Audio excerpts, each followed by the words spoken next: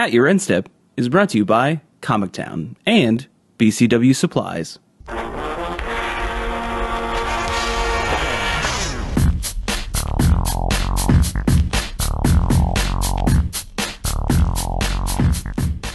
Hello, and welcome to At Your Instep. My name is Morgan, and I'm here with Mike. Hello. We have another fun-filled episode for you folks this week. A few things to talk about, not necessarily a whole lot. We're on the verge. We're on the verge of having a lot of things to talk about because we have announcement day this Friday, and we're recording on a Tuesday, so we're a little bit far away from that. We're a little bit far away from like Battle Bond spoilers, which is exciting for some people, but some people don't care. So. We're kind of in between things a little bit, but we have a touch of community topics to discuss, and then we'll kind of go into our competitive segment because we had GP Birmingham, which was Legacy and Standard.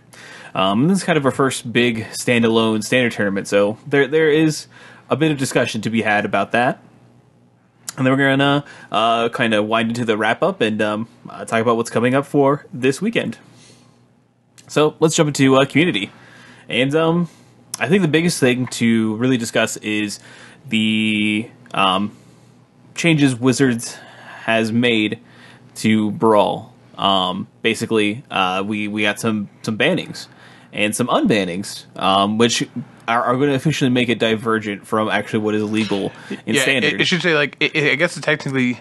It didn't just get bannings; it got its own banned list. Correct, yeah. And it was following the Standard ban list before. Brawl now has its own ban list. Which it makes absolute sense. I mean, the format is, I think, different enough from Standard that the cards play differently than and are at different power levels than they would be in your typical Standard metagame. Yeah, I think one of the banned cards very specifically highlights this. So, if you didn't guess it already, Brawl is banned. Completely. He can't be in your 60 cards at all. Can't be a commander, can't be in the other 59. And they had discussed potentially not having that be the case, but decided that right now, at the very least, it was better to ban him completely. And I think that's obviously a good change. He was only becoming more dominant as far as like the metagame was starting to shape out for Brawl, and to me personally, I wasn't necessarily very interested in it as long as like Brawl was going to be a part of the metagame because it felt so oppressive. Like you don't want to join a new format if the format already has like it's like solved. Yeah, it's like already has like the best thing you could be doing, and then everything else is like second place or worse. So I'm glad that they did that. I'm glad they made the change. I do think that it could be fine as a like 59, win your 59 card deck and not your commander. But at the very least, this is an easier change to make for them, right? Than having to be like having they make changes the way that they did. They can do it, and I think that eventually they might potentially maybe when like M19 comes out and they announce some changes. So, but I think it's fine being completely banned right now, just so people don't have to worry about it at all. Yeah, Smuggler's Copter remains banned. Yeah, card's still too good, turns out. And I think like that actual card is the argument for the Brawl banning at all times as well. They mentioned that Brawl was still very, very good in those blue decks where you just drew it naturally. Like those hands were just still above and beyond what other hands were. And that's how, even in a singleton format, the hands where you open up with Smuggler's Copter, that feels good. Yeah, it's still just too good. I'm glad that they reached their pinnacle. They reached their limit with vehicles. They knew what was like the strongest thing they could do. This is an issue. Like, good. I'm sad it's not like Umezawa Jite levels because I have a playset still, and they aren't Umezawa Jite prices. You can play them in Modern. It's in some decks already. So because I have my playset still too. Don't worry. I'm just some break it, please. I need those to be like worth 20s of dollars. And then the last one is the one I was referring to before, is Sorcerer's Spyglass, which, let me tell you, screams broken. Yeah, in a singleton format, where you have a card that you can repeatedly cast that can be a planeswalker, having a thing that says your commander does nothing is really powerful, it turns out. And obviously there are commanders that have like activated abilities like Ovia Pashiri and stuff like that, but... The Scarab God. Scarab God, also another very powerful activated ability. But every deck having access to like a very cheap way to, shut off a... certain amount of people's, commanders or, cards, is, pretty impressive. Especially when you have like, you could have a mono black, a Josu Vest deck if or a Gonti, and literally, and now granted it wouldn't matter as much there, but like you could have a Liliana, I'm going to forget Death's Majesty deck that cannot interact with artifacts at all. Yeah, and that would be pretty upsetting. Yeah, exactly. Like you just don't have a way to do that. Now there are still ways that exist within the format to kind of do sort of things. We have like Gideon's Intervention. That's the big one. But these are, 4-mana plays that are color restrictive. So you have to make caveats to play these cards, while Sorcerer's Spyglass was just like, I don't care. You're going to be playing me in your deck. So I think that obviously makes sense. So those are the only banned cards. So this means that if you want to spin the wheel, if you want to play some Aetherworks Marvel, you can. If you want to make infinite kitty cats, go for it. Yeah, you have to play like Joda to do it. You do have to. I'm not saying it's great, but you can. If you want to lay the land to get some energy, go for it. If you want to play a Rampaging Ferocidon, you can, but don't, because I'm going to build Shauna, and she doesn't like that card. If you want to ramen up some ruins, if you if you want to throw a couple deserts at some people, you can.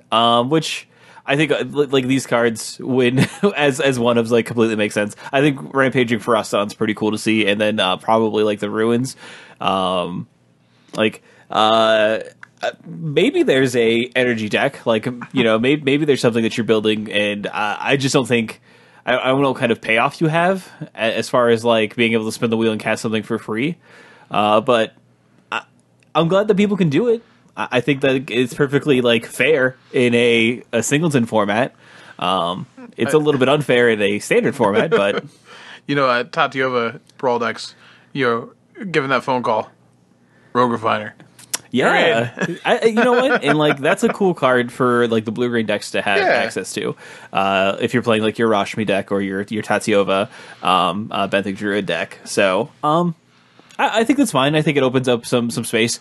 And the other change was colorless. So we have Karn in it's legal and standard, and you didn't really have an easy way to play a Karn as your commander deck, because you didn't have a way to add basic lands, right? Yeah. So if you didn't know this, because I even literally forgot, but like wastes are not just like standard legal as a basic land type. They were in that block, so they are not currently standard legal. So you could not technically use wastes as your basic land type. So yeah, you did not have enough cards that didn't have a color identity. It was just colorless. You can't just play 20s off your Voids, unfortunately. Right. Exactly. So what the change they made is that you are able to play any amount of the same basic land, so X amount of just forests or islands or whatever, in your deck, and they don't make that color, correct? So I was trying to read that. I don't think so. Like it's you can't. They say you can't have anything that's a color identity, anyways. But the only time that would come up is like if you stole something of someone else's. I believe just like in a regular commander, it would be colorless. Okay. Well, either way. But that is the workaround. You can have X amount of the same basic land in your deck, so you're not going to have like a multicolor, sort of mana base in your Karn deck or anything like that, or your Hope of Girper, I think is the other colorless commander you can have. But or Traxos, I guess. Yeah, Traxos could be there. That's true. Traxos kind of sounds a little sweet. Yeah. But I think like it's the solution they have to make. I don't think it's like elegant or anything like that. It's just this is something that we didn't really plan that far ahead for. We got a little bit too excited, maybe. No one honestly, no one at WotC was playing a colorless commander, so maybe not. I mean, that's kind of how the format's set up. So, but I don't think you can expect like people to have wastes. I know we just got out of that block, but if you're like new, like it's still something that basic lands are easier to come by than waste. It definitely is. I don't disagree. I think like if you're building the Karn deck, you can probably, I don't know, get waste. Sure, but if you're building a Hope of Gear per deck, that might be a different story. Then I hope you can get waste. There was one other major change, and that is the life total difference for 1v1. So if you play a one-on-one game of Brawl, life totals are now 20, and you're going to see that reflected. You know, obviously that's the new paper rule, but you'll see that reflected in Magic Online as well. Yes, which I think is kind of interesting. They said it was leading to the slower decks having so much time to set up that the decks that were incremental advantages like the Tatiovas, that kind of thing. The Nicol Bolas decks, those decks just had too much time to set up and were hard to stop. And if you wanted to play a Hazoret, for example, then it's a little tough because aggro is already tough in this format because you can't. Aggro wants to do the same thing every time, so when you can play only singletons, it gets hard. It's a little hard to do the same thing every time. Sometimes you draw your on-cop crusher, and sometimes you're drawing generic the backup roll to the 3-drop. Yeah. So I think this would make aggro a little more viable in 1v1, which is interesting. Yeah, for sure. But those are pretty much the changes that we'll kind of be seeing coming into the format. I've decided to actually build a Brawl deck. I have gone back and forth on whether I wanted to or not and what I was going to build, but I really liked the green-white tokens deck in Standard, so I decided to build a Shauna deck. So now it should be said that I built Shauna for my wife on Saturday, and Morgan is a giant copycat in a post. I am. I'm not playing that combo though, so. Oh, well, no, you can't. Did you get the Sweet Shauna as your commander? I couldn't find one. I did get a foil one, though. I couldn't find one. No one was selling one online. So. I'm sorry. I have two. Yeah, but you have one for Battle Box and one for your I Brawl. also gave one to Keller. I'm so sorry. That's okay. So, yeah, but what I want to talk about is the FNM promo, which... I will eventually get it once I find one. If you haven't seen those yet, like I understand, like it's we don't have different art. The foiling in the box, like the text box on those with the magic symbol in the back, they're gorgeous. Yeah, it is a good great. Foil. So I will eventually get one. I'm not too worried about it. I just got like a pack foil one for the. Yeah, that's fair. That's pretty cheap anyway. I just want to, I guess, play as many Brawl decks that can play Catcher's Monument as I possibly can. So the list I was building didn't have that in that list. What? Which was it's a Huatli deck that I'm changing into. Yeah, so maybe sense, like that was the consensus. But I was like, that's just wrong. Yeah, that just seems wrong. Yeah, so I'm definitely going to be playing my Catcher's Monument. Along with Oketra, I didn't have that either, which seems like I'm making some alterations. I still had to get a Ronus for mine, and I forgot to put Appeal Authority in. I don't know why I didn't think about that. You know what? I've been debating. I really like Appeal Authority. I'm going to play it in mine, but I think it's better if Shauna is your commander. Then I think you want to play that card. That's why I want to play the Ronus too. You want Trample? Yeah, I gotta pick up a Ronus again. I don't have any of them currently. Almost $20 now. I know because mono green. Yeah, So, like I said in the beginning of the podcast, to moving away from Brawl, is we're going to have an announcement day coming up this Friday, and this is when we are going to more than likely find out where we're going to be going in the fall as far as a set. We'll see if the return to Ravnica people are correct, or if it's going to be something completely different. I think Ravnica is the one that makes the most sense that we've had already some hints to. I feel like there's been some talk of Theros because of the triple color cards that we got in Dominaria. Yeah, some devotion which heads is like okay, but it does feel like we're building to something. So my only reasoning, I would agree, maybe it's Theros or somewhere else before Ravnica, is because we've been following them around as they're getting together. So we know that post Dominaria, we know what's going to happen to Liliana. It looks like, and where they're going. We know that Jace is going with Johnny, and Johnny went to get more friends, quote unquote. If he thinks that Elspeth is still alive on Theros, then that might be a place he goes to get more friends. And I don't know where he told, because he was hanging out with I can't remember her name. Tamio, and who else? There's another Planeswalker he was hanging out with. I don't remember. But Narset? Are you talking about the story circle? Is that it? Okay, was it Narset? Mm-hmm. Okay, so depending on where they were going to go. So I think it would be interesting. That would make sense only if Ajani's you know what, we really need Elspeth, and I think she's still alive. Back to Theros. And I think that'd be cool, because we did get a hint that Elspeth is still alive in the underworld. Yeah, we did get that story hint, at the end of Theros. So that's the only reason I could see going there, because Jace based on what we saw in the story this week, is going to go to a Johnny possibly first and then back to Ravnica. So maybe we're just going to see, a Johnny gathering allies just like we just gathered allies, and then Ravnica. But it could just be Ravnica immediately. Fair enough. I feel like Theros would be like a weird detour, but I do see like where your point's being made though. So, but it just feels like something's going to happen, and I feel like Ixalan was a lot of build up for like Nicol Bolas's like machinations, and we had that, and then like his plan is coming together, and I think people can like almost see it. So it would be really weird for people to be like, "Oh, we got to get more. We got to get a couple more. But we got to make a couple more Marvel films, and then we'll do the Avengers." All right? I get that. I don't know. It depends on. There's been a lot of stuff about like if there's references that Heliod may have been an old walker before he was a god. So like maybe there's some story stuff with him and Bolas, because Bolas could have met everybody. I don't know, but I don't disagree. I do think like going back to Ravnica that quickly, like not time wise, it hasn't been that long set wise, but like story wise, it seems like a huge jump in speed, which I'm okay with. Don't get me wrong. Yeah. But I think it's interesting. So as far as other announcements, I'm sure we're gonna get a bunch of supplemental product. We'll get more Battleborn stuff. I'm assuming, but. I don't know. I'm always excited to get to see new key art. Like if we get new key art on announcement day, that's exciting to me. Yeah. So. But yeah, we'll report back next week. Or Battle Bond. I said Battleborn, didn't I? Yeah. Sorry. We will report back next week as to what happens on Friday. Yeah. So the last thing I want to talk about is Battle Bond. Official spoilers will be starting. Have technically already started, but we're going to get the full swing next week. But we did get some interesting lands, actually, interesting dual lands that they have shared with us, and these are allied colored dual lands, and they are lands that enter the battlefield tapped. Unless you have, 2 or more opponents? 2 or more opponents, yes. Yeah. So as long as you're in a multiplayer game like Beyond 2, they're just duels.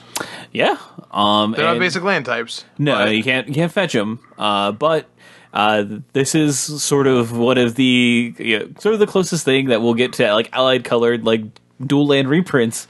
In probably for forever. If you're a commander player like who likes to play like you just play multiplayer the whole time. Yeah, that's all you do. Like these are just duels for you, and that's pretty great actually. Yeah, and I don't know, like, have you seen, like, obviously you have him up, but the art on this in this set looks kind of it looks really futuristic to me. Do you get that sense? Futuristic, maybe. It definitely feels like so I guess I can make mention of this. So this is Kylum is the name of the plane, and this is supposed to be very think WWE. Like this is a wrestling arena. It's kind of showy and flamboyant. So if there's like a sort of like reality TV element to it, like not actual television, but that might be where you're getting the futuristic look for it. Like this is a show that's being put on, if that makes sense. Just like when I look at like the some of the architecture that's in there, it definitely feels a little bit more modern than what we've seen in previous Magic sets. To me personally, yeah. But it's been a while since we've had a set like this that's kind of based in like a what seems to be a pretty large sort of cityscape. But it does sort of ring a little bit like Ravnica to me. And it's just because of the architecture, just because it's based it's Kylum, so. But yeah, I think like these are kind of a cool way to go with your multiplayer, dual lands. And obviously, if you're playing Battle Bond the way that it's supposed to be played, in two-headed giant games, then these are just always going to be like awesome duels to be able to slot into your decks. It's true. I'm pretty excited about Battle Bond.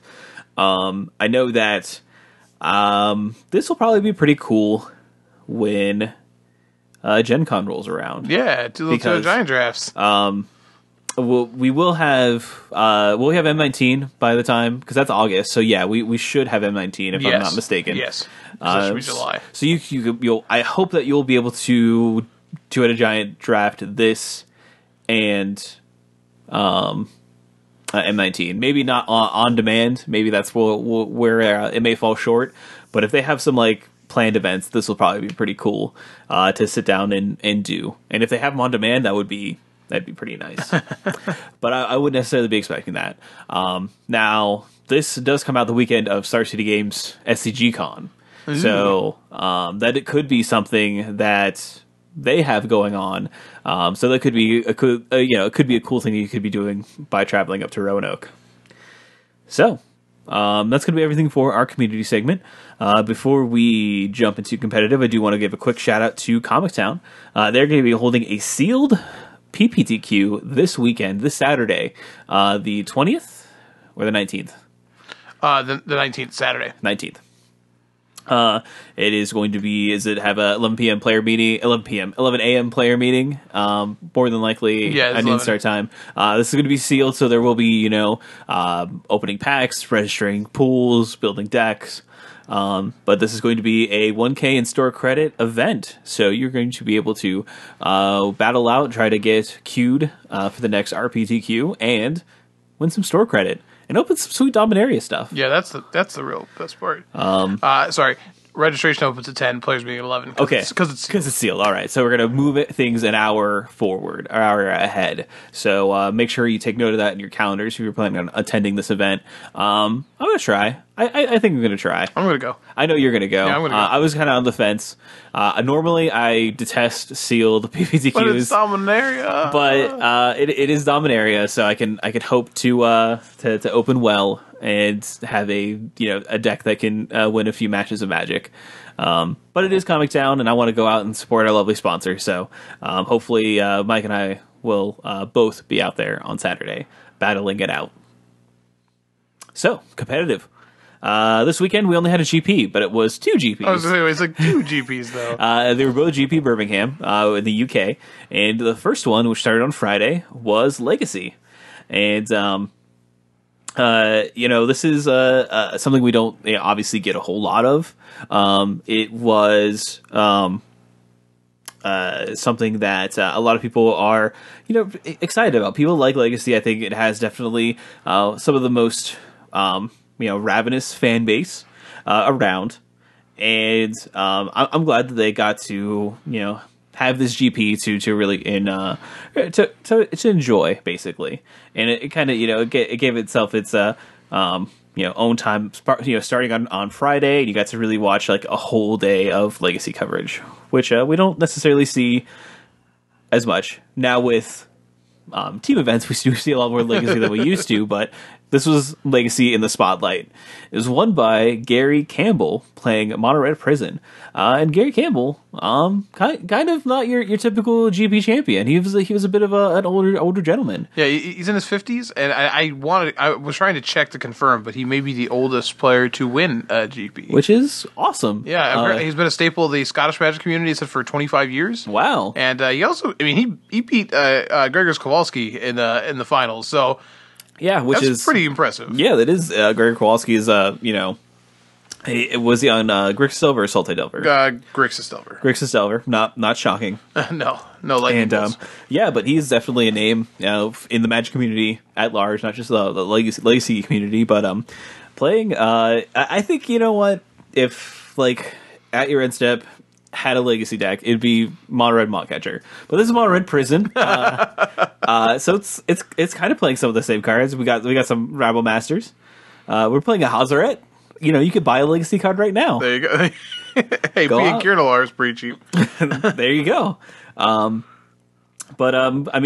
There's Karns and Chandras. There's a lot of standard cards in this deck. There are. It turns out that they've been very focused on changing Red's dynamic as of recently. A Braid's even in here. Yeah. Unfortunately, you do have definitely some pain points in the City of Traders that are also in this deck. Sorry. Sorry about that. I didn't realize that's almost as much as the rest of the deck entirely. Correct. Very accurate. Reserve list is a weird thing. I hope they reprint those soon. Well, about that, they can't. What? Oh no! They said that they were going to be good boys and girls and not do that in order to maintain the sanctity of the secondary market. Well, I really wish they'd be City of Traders. Right? Get it? Just go back on their word. But this is a deck that I know has been going around a bit on Legacy, it's got to be something that has positive, Grixis Delver matchup. One would have to think that is the reason you are playing this deck, because you can consistently beat Grixis Delver to some degree, whether that is like a 51-49% chance. You probably take that. I mean, Grixis Delver is incredibly weak to Blood Moon. This has so many ways to play turn on Blood Moons. Grixis Delver is incredibly weak to Trinisphere. Has a really hard time with all of its spells, cost a ton of mana. Fire Confluence is pretty good against most of what that deck is doing. Ensnaring Bridge is hard for them to get around. They have hard to deal with permanents that are outside of Abrupt Decay's reach, or not Abrupt Decay, Lightning Bolt's reach. I would have to assume that this is probably pretty tough. Obviously, counter magic can be a thing to have to fight through, but there's so many things that deck has to answer here. And I've heard it's a fool's errand to say that you have a you have a good Grixis Delver matchup. You're presenting a lot of permanents that are tougher to beat, and Legacy, regardless of those matchups, is still that format where a guy like Gary Campbell can know his deck incredibly well, and navigate it in a field full of flying bugs. Yeah, and when we take a look at the rest of the top 8, we do see multiple copies of Grixis Delver. It is important to point out that we do have an interesting Grixis list with Kess, Dissident Mage. This is a commander card that is starting to show up in some Legacy decks, and is what has been kind of spurring on the upset anger about card quality in some ways. Foil specifically, right? This is a foil only card. You cannot get it non-foil anywhere else, and it is one of the printings that is pretty bad at folding. I don't know. And, warping is the word I'm looking for. It only folds 6 times. Yeah. And this is how they actually instituted a proxy policy specifically for this card. And I wonder if the person who used this card did have them proxied within their deck. But it's kind of interesting. I hope that at some point in time they reprint this card in a non-foil version of some Persuasion. Yeah, it's pretty cool. If you don't know what it does, Kess Dissident Mage has flying, and it says it costs Grixis and a generic for a 3/4 flyer. So during each of your turns, you may cast an instant or sorcery card from your graveyard. If that card would be cast this way, exile instead. So essentially, the instant or sorcery yard on your turn, they are all just castable. And if you look at this deck, it's all Brainstorms, Fatal Pushes, Lightning Bolts, Preordains, Thought Seizes, Hymn to Turok, K commands. You've got some things to cast. Yeah, saying I just get a free sorcery speed Snapcaster on my turn, minus the 2/1, but still get the ability. Pretty good. Plus, it's a 3/4 that costs 4, so it's out of Abrupt Decay and Lightning Bolt. Yeah, both. it can block it can block a Delver Secrets. You can also do that, which is relevant. I like it when those kind of weird cards see play, and I gotta say that as annoying as Death Ray Shaman is, there's a lot of Magic that I enjoy being played in Legacy right now. If Kess Dissident Mage is good enough for Legacy right now, Legacy's probably in a place that I'm okay with. Yeah.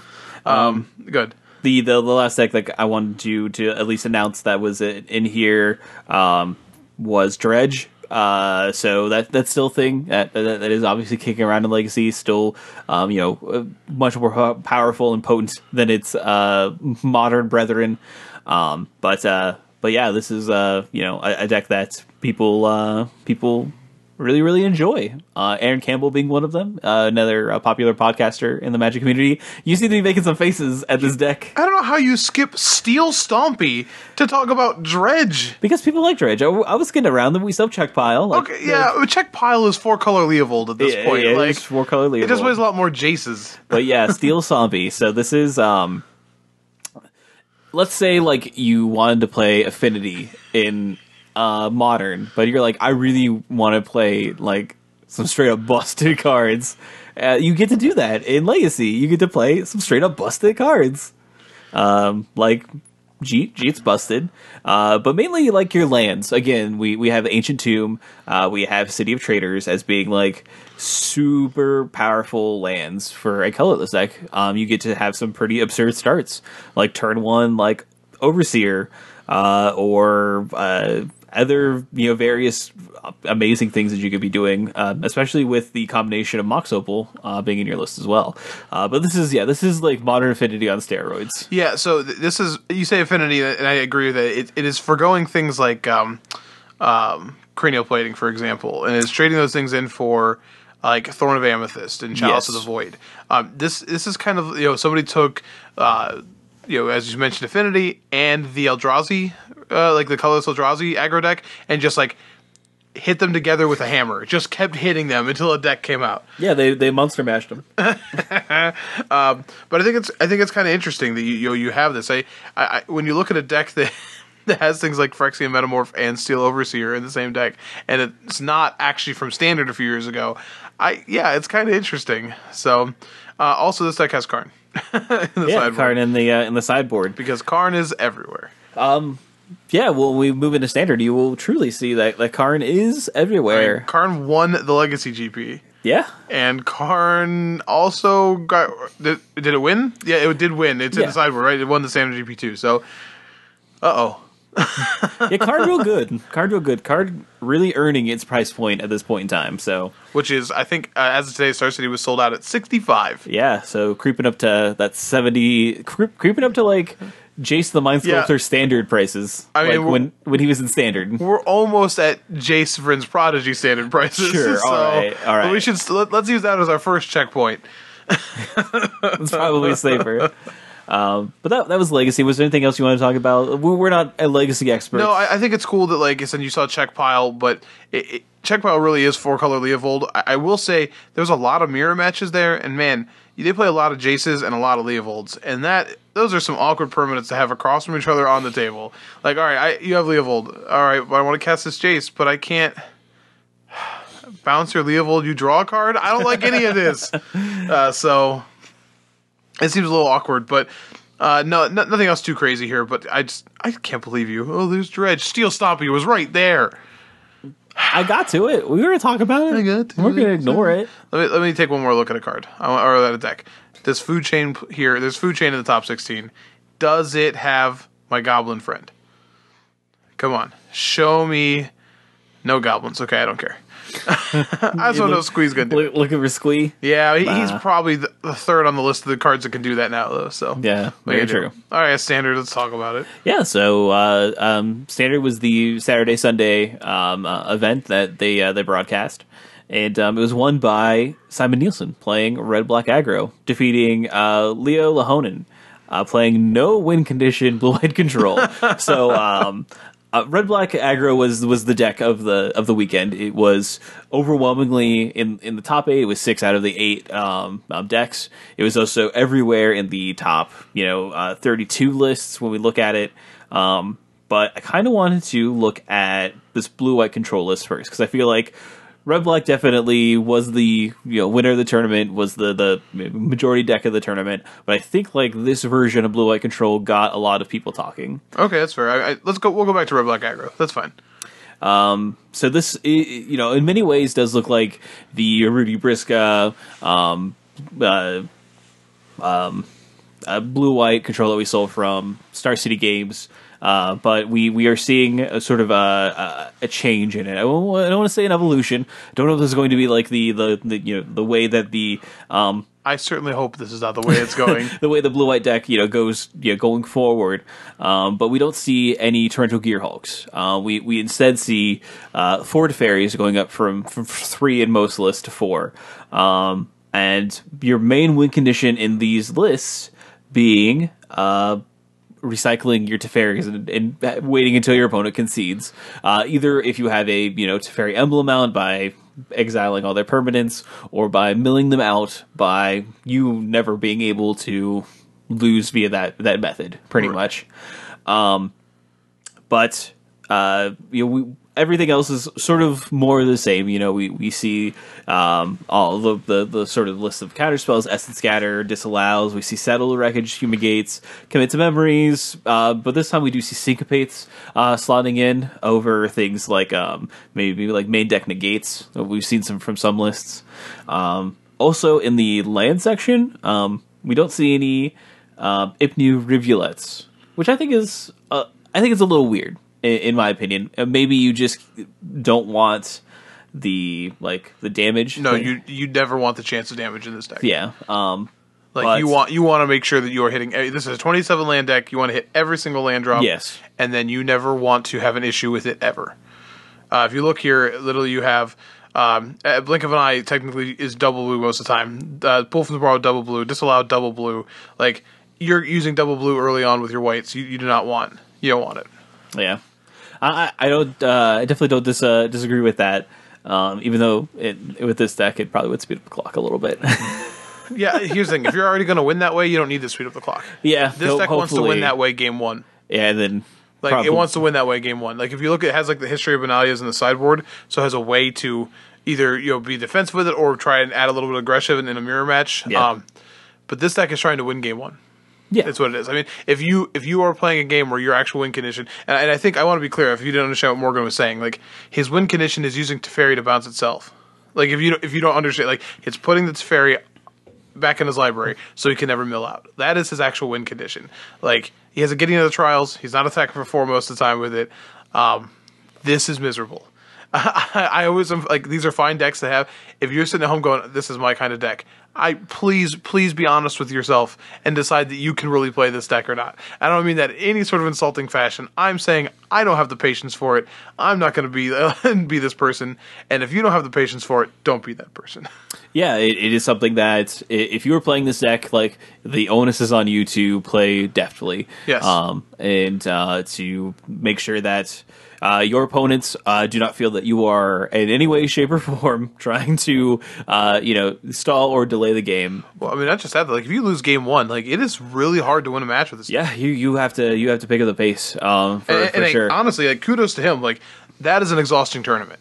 Like that is an exhausting tournament. So kudos to you, Leo. I just this is not exactly a fun, like this is not a fun deck to sit across from or to watch. Yeah, I mean, I don't know. Like, obviously, with this tournament, red black is something that is brought back to the forefront as something you have to be on the watch for. I don't know if how much of this list you could take of it if you currently are in like the blue white field. How much of this list you're going to take from to game against the red black menace? That's true.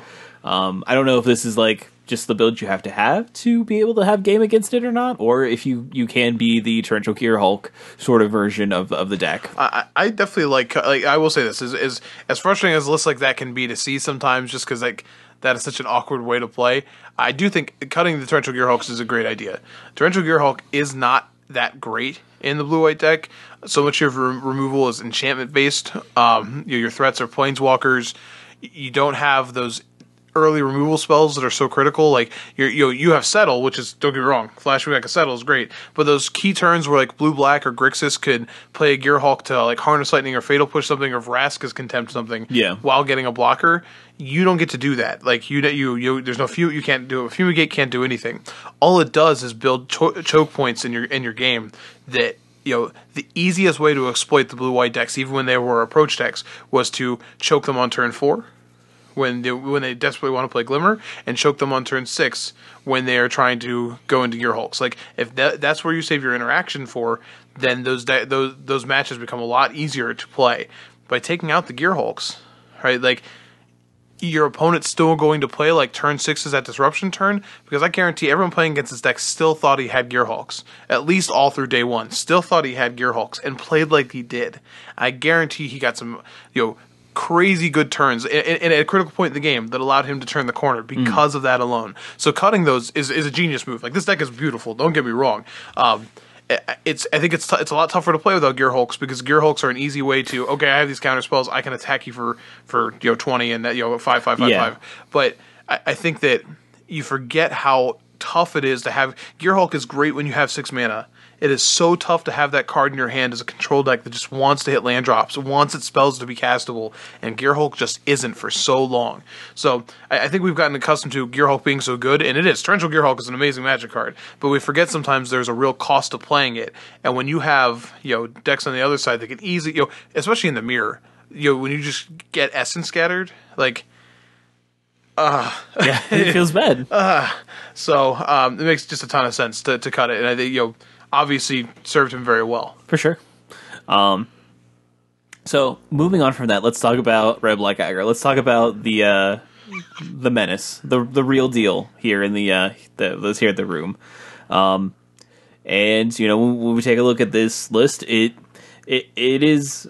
I don't feel like it's too divergent from what we saw maybe like week 1 of the tournament. We look at Simon Nielsen's list. You know, we're still low to the ground a little bit. We still have some Soul Scar mages, and we are moving away though from sort of the what's the other one drop? The delivery man. Oh, Beaumont Courier. Beaumont Courier. Yes. Seth Carlson. Yes. We are getting a little bit more big. We are getting more mid-rangey. We see Glorybringers. We see Rekindling Phoenix. We have the man swinging the chain himself. Excuse us while Mike blows his nose. I try to walk away. I mean, I appreciate it. It's so loud. We have a Chain Whirler showing up, and like love that guy. Consistently, this card was really, really good on camera. All throughout the top 8, watching all of the red black aggro lists smash against each other. This card like was pretty gross most of the time. Really when we look at this deck, we see like obviously Heart of Kieran hits hard, is very powerful. We have these planeswalkers that are really, really good, and Chandra and Karn showing up, and we have like these really hard to deal with recursive threats in Scrap Heap Scrounger and Rekindling Phoenix, and these cards consistently come back and are really, really annoying for your blue-white, control opponent to deal with, or for most any opponent that doesn't have a way to exile it to deal with. And then I really think the card that we're seeing be really, really powerful in these, vehicle-based, Karn-based sort of strategies is Walking Ballista. I think Walking Ballista is the thorn in a lot of people's sides that they have a hard time dealing with at times, where you can just be ahead in the game and think you're stabilized, and then someone just casts a giant ballista against you and takes you out. I think it's more than that, too, because you're absolutely right about that.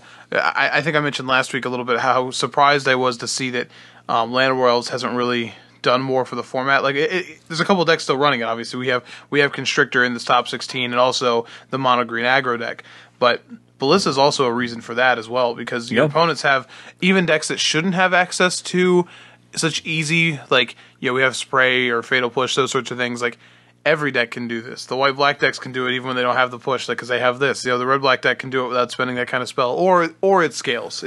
Magma Spray is always just Magma Spray. Sometimes, Ballista is just lethal. Yeah. So, Ballista's got a full clip. I think that as good as Dominaria is, I think you have to, when you look at this, you cannot forget how warping Kaladesh block just consistently has been. You have Walking Ballista, you have Scrap Heap Scrounger, Pianalar, Chandra, Braid, or not Braid, I'm sorry, Magma Spray, Unlicensed Disintegration, Heart of Kieran. And Heart of Kieran, I think, is a card that you've seen have a major resurgence in the format, and part of that is because even this being red-black aggro, right? How many Fatal Pushes does the winning list have in the 75? None. This is 0. Even in the white-black aggro decks, you didn't see much Fatal Push either. The control decks don't have Fatal Push. They have Seal Away. Heart of Kieran's so good against that. Yeah. And like the black decks aren't there right now. We know there's the mono black deck that's sort of hanging around. I know one went undefeated day 1 at this GP. But those mono black decks and those other decks playing Fatal Push don't have a way to trigger Revolt the way they did before. Without things like, the tokens that was playing like Renegade Map. We're not seeing these cards right now. So Fatal Push is more of a liability against the rest of the format, because you have decks playing Chain Whirler, any of the 3-drops, Banalish Marshal, the Steel Leaf Champion. So you just have liabilities all over the place, and all of these cards bouncing around. The format trying to find itself in removal shows us once again that Heart of Kieran just does it all. Like, it is frustrating to sit across from a Heart of Kieran still and not have the right piece of removal, because there's nothing you can do.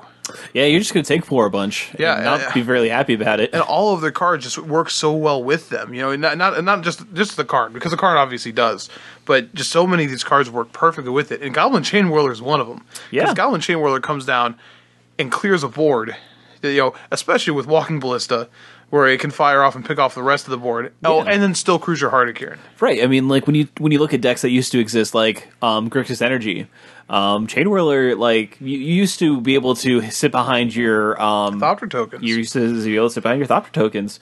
Now you can't at all because Chain Whirler is gonna whip them all out of the air. Siphoner was the 2-drop of the format. Yeah, the Glintstave Siphoner was the 2-drop of the format. Now there was, if I remember correctly, there's a Grixis Energy in like 30-second. Did you see the other energy deck though? Not to get way off of where we're at because this is still similar. The on here, where's it at? Because I know it is. Where are you? There's a Grixis. I don't think it's a 32nd place list. I think it's. No, one of the Grixis decks, because there was a different version of Grixis. There 22nd? 22nd, Sasha Schwartz. Notice that it's also playing 4 Chain Whirlers. So, and there were a couple of those running around on day 2. These Grixis decks that destroyed their mana base, essentially, to get to triple red, which I think, and I shouldn't say destroyed, it's not like they're a bad mana base. Grixis still has a pretty good mana base, but you are much heavier red than you were before. Because if you notice here, like, that deck has to try and play Virtuoso and the full play set of Vraska's Contempts. Somehow the Torrential Gearhulk's still in here, and I honestly think that is the bravest thing I've ever seen in my entire life.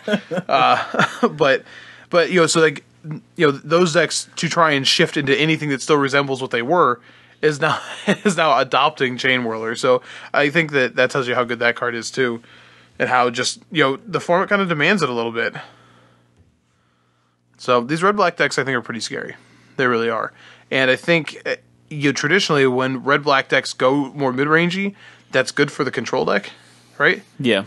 But when you look at the threats in this deck, like, and again, I go back to Hardikiran. You have to do so much work in the blue-white deck to fight with Hardikiran, and Hardikiran does not require you to do that much to make it good. So, like, on turn 4, like, what, are they going to spend all their mana to cast it out? Okay? Or are you're only going to attack with that into the settle, right? Then you resolve your Karn or your Chandra. Yeah. So, yeah, it is tough. I think that is tough when you look at how good every card in that deck is. For sure.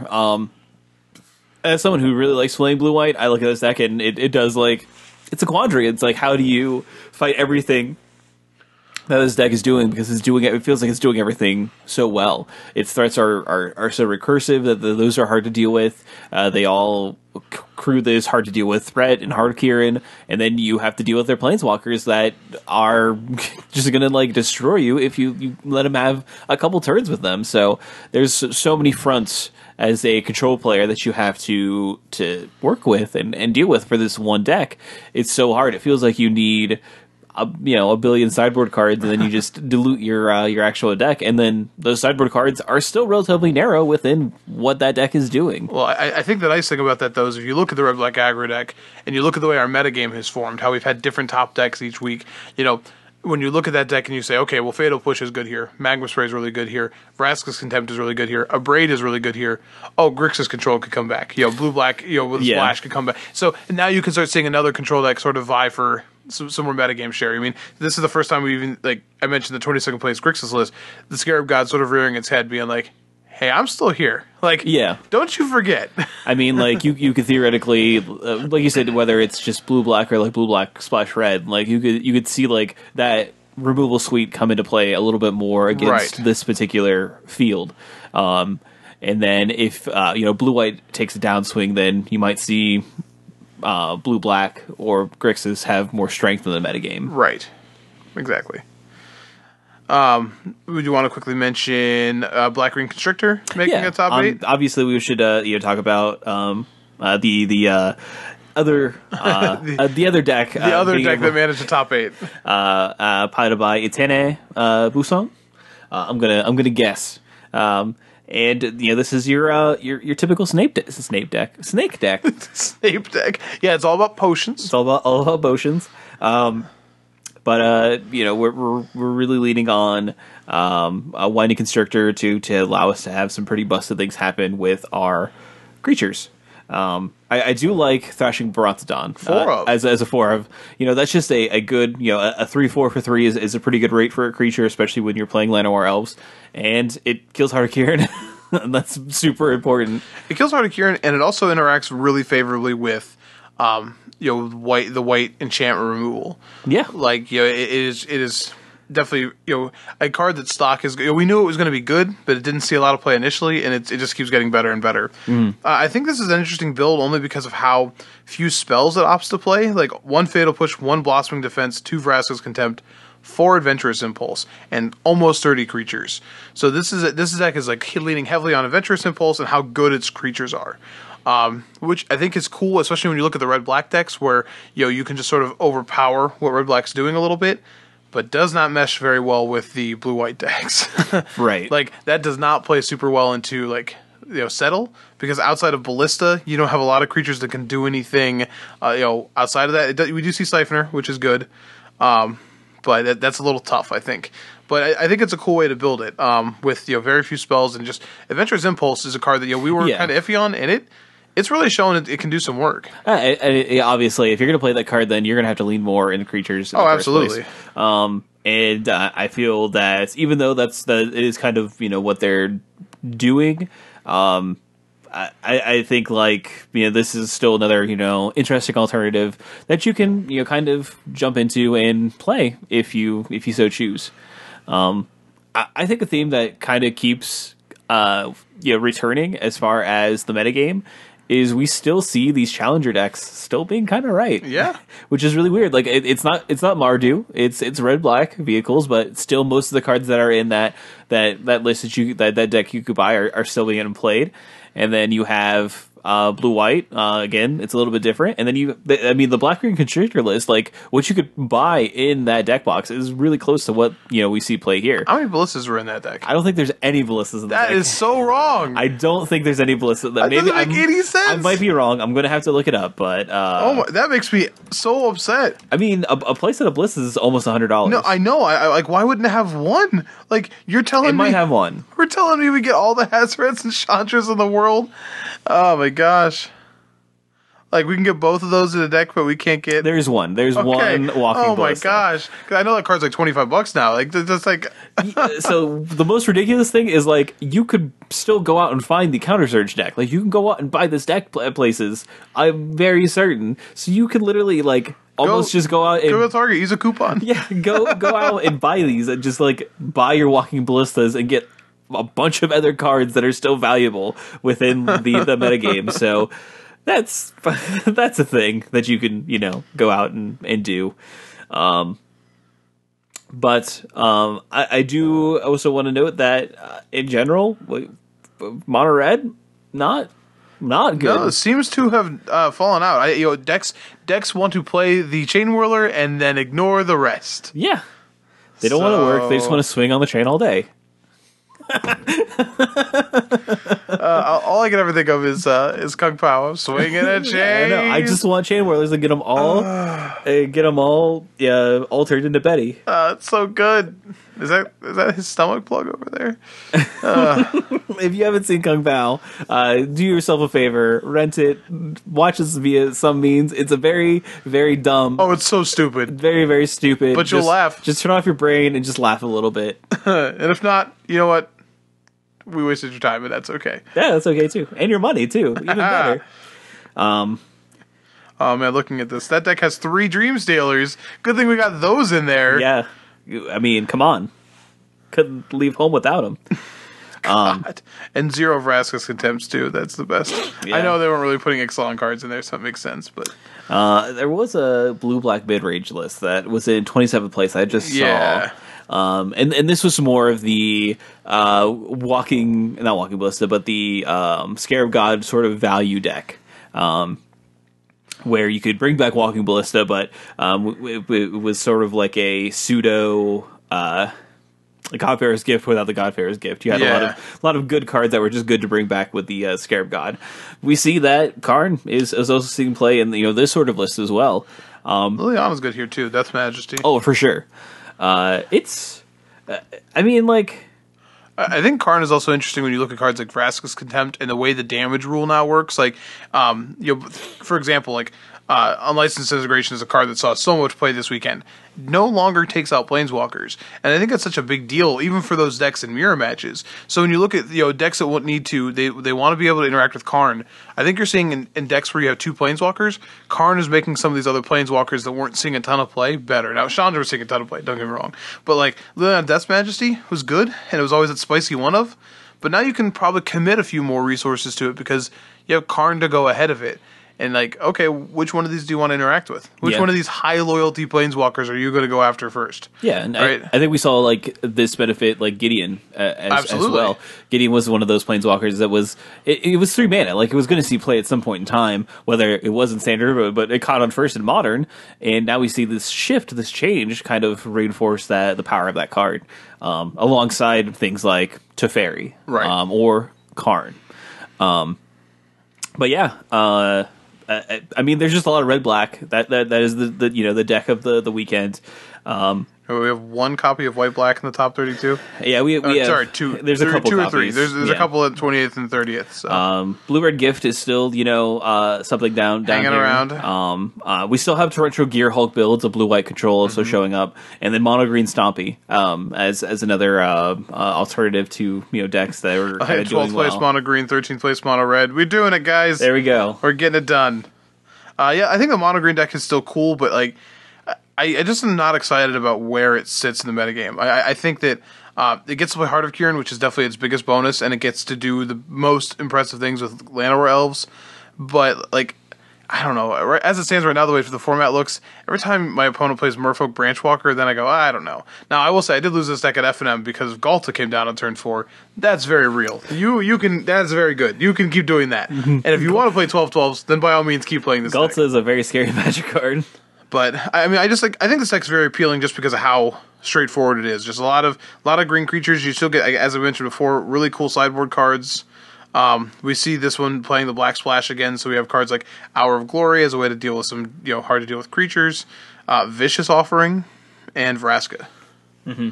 So I think it's pretty interesting. I would be afraid to play a deck that, just like I would be afraid to play a deck that has no win conditions. I'd also be afraid to play a deck that has no interaction. Yeah. But.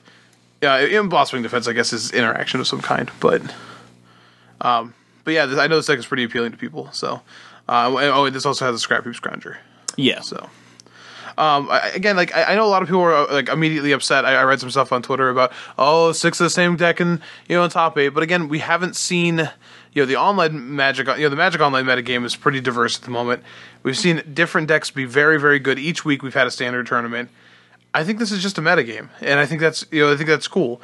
I guess if red black becomes the thing no matter what, but I look at that deck and I think it's still exploitable. It's got holes. Yeah. All these decks are going to keep looking like this, where they're just good stuff decks. We have so many cards in Standard, and it's not going to get better, right? Like, we're going to get a core set before we have rotation. We're going to have even more cards in Standard. It's big. So you're going to see Mythics .deck. But all of those, they're just good cards. You have ways to exploit and interact with those cards.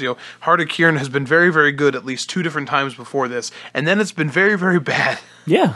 And even though most of the cards around it haven't changed. So I think it's fairly important to note that this can be, just like it's exploiting a part in the metagame, it can be exploited. So for sure. This has been enjoyable to see. All these different weeks. Again, we had team events, but different weeks, different decks.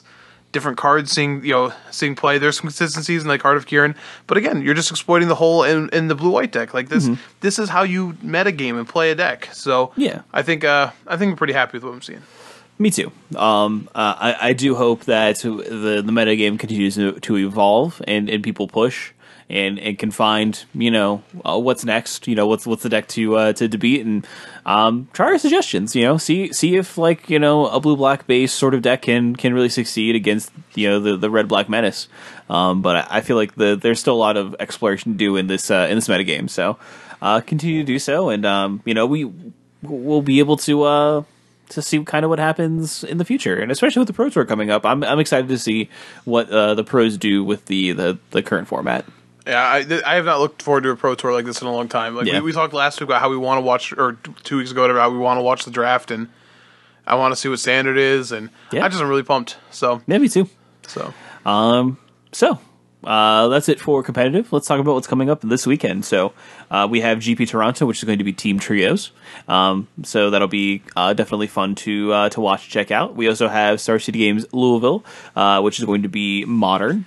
And then again, Comic Town, they will be having their sealed PPTQ on Saturday. So definitely a few things to watch or even attend if you wanted to. I'll be there jamming some sealed, and I'm really excited for it. I've enjoyed every bit of this limited format, so excited to get out and you'll have to play. give me some tips because I'm Play still pretty lost. No, I was kidding. I think that when we started, I guess here's the tip, everybody. But when we started doing our own testing in the format, we were correct in identifying it as being slower. Like, you can play aggro, but sealed is still slower.